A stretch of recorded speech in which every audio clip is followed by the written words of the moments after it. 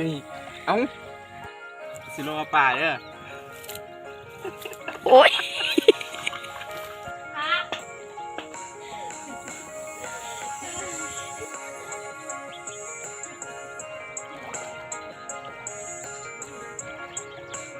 ไม่เคยมากเลยนะ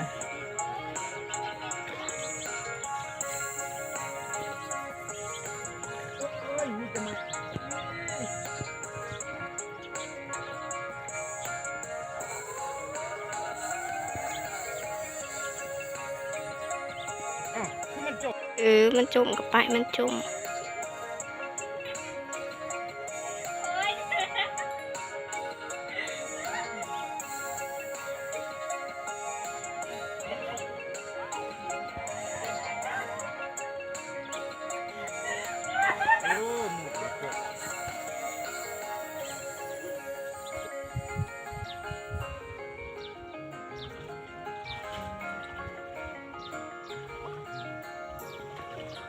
ปลาซิวธรรมดามันขู่แต่ว่า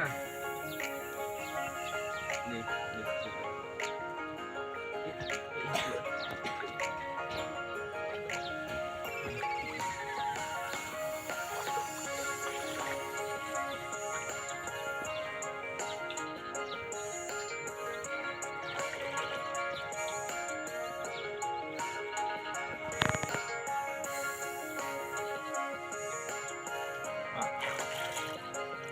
ตัวใหญ่นะ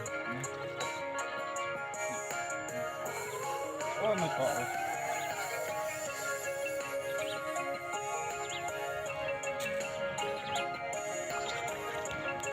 ปะ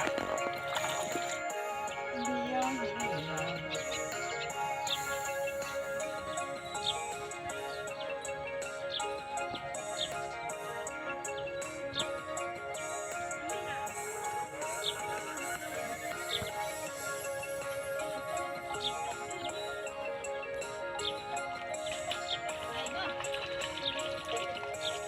ป่านี่ป่า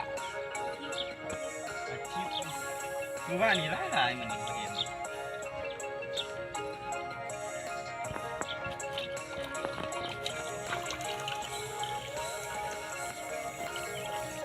กลางเป็นสมุนปลา3 ตัวไปกลางมุมไหน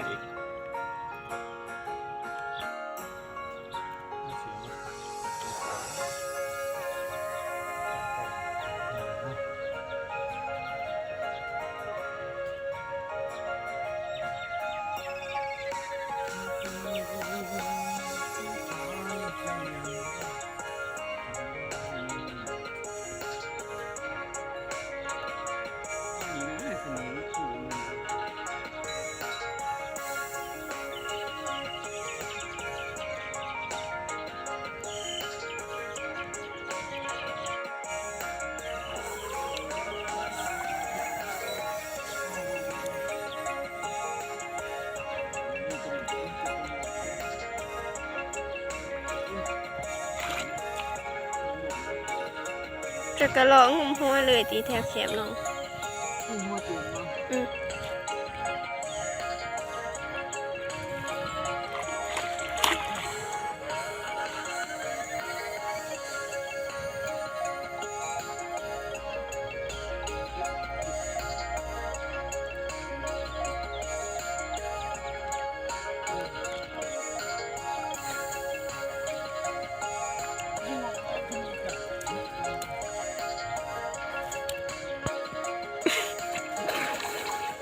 มุดหัวซักเมืองตัวใหญ่ๆ